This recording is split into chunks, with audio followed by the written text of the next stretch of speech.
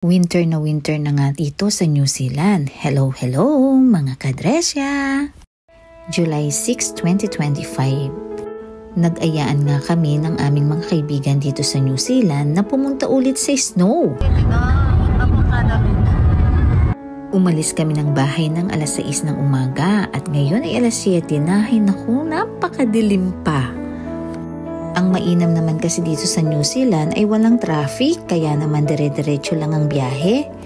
Hayan nga at medyo lumiliwanag na at nasusulyapan mo na yung mga bundok ng yelo at nakikita mo na rin yung mga ulap sa mga burol.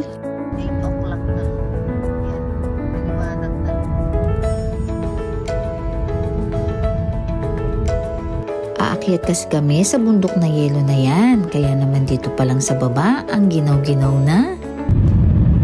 Yan, maliwanag na at last. Okay siya. Where are you going? Teka po.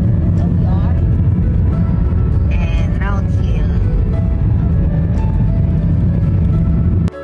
Ay naku, sobrang foggy naman at pumasok na nga kami dyan sa mga ulap.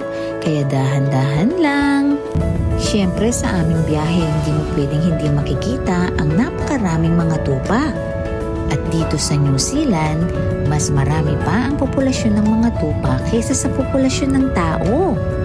Nakakamangha ding pagmasdan ng kapaligiran kahit ng mga puno ay wala ng dahon. Sabi ko nga sa mister ko, dati nakikita ko lang yung scenery na ito sa mga pictures o sa mga postcard. Ni hindi nga sumagi sa isip ko na makakarating pala kami sa lugar na ito. Kaya naman very thankful kami sa Panginoon dahil anumang pagsubok yung napapagdaanan namin ay binibless niya pa rin kami. Dito nga sa area na ito ay makikita mo na ang mga damo ay natatabunan ng mga yelo. Kaya kailangan magdahan-dahan na ng takbo dahil madulas ang daan. At kahit naka-heater kami ay makikita mo namang nagmumuis yung aming mga bintana.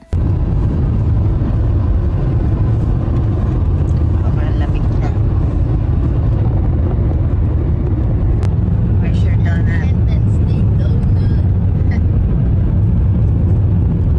Nagutom na nga kami sa kahabaan ng biyahe.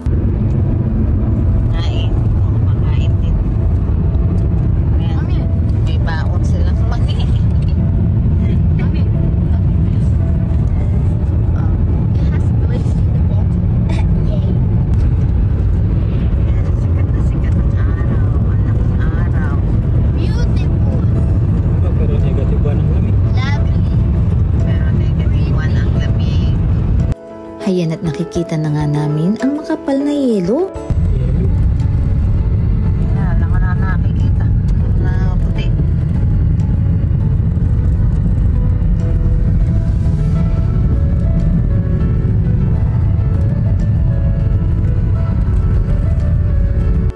Hindi naman nga sementado itong dinadaanan namin pero parang sementado na rin. Siguro dahil sa makapal na yelong napupunta dito sa daan na ito.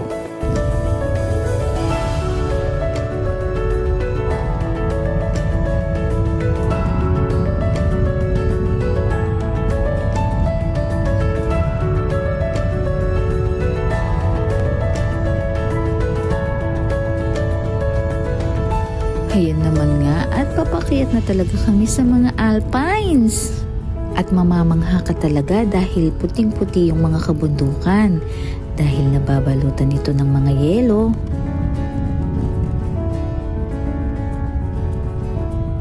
At makikita mo nga sa gilid na ang kapal-kapal ng mga hinawi nilang mga yelo at ginagawa nila ito para makadaan ng mga sasakyan. Nasa itaas na talaga kami at mapapansin nyo rin ang napakalaking araw. Parang ang abot na nga namin ito. Pag tiningnan mo kasi ang lapit. Dahan-dahan na rin na dapat ang pag-akyat dahil mas madulas ang daan dito. Na dapat ay hindi mamali sa tapak ng sasakyan dahil baka mahulog kami dito. Pwede din kasing malusaw yung yelo dito dahil na rin sa sikat ng araw.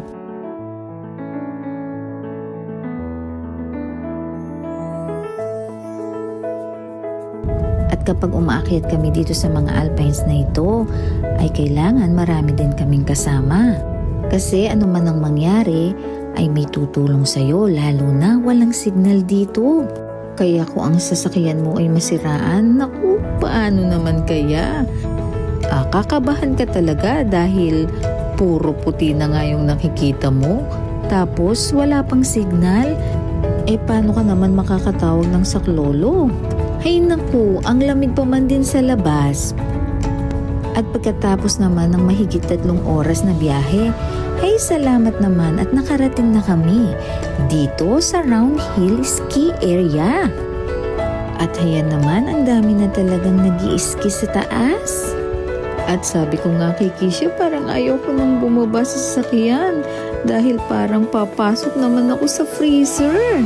Kaya see you on next video para makita kung nakayanan namin ang lamig dito.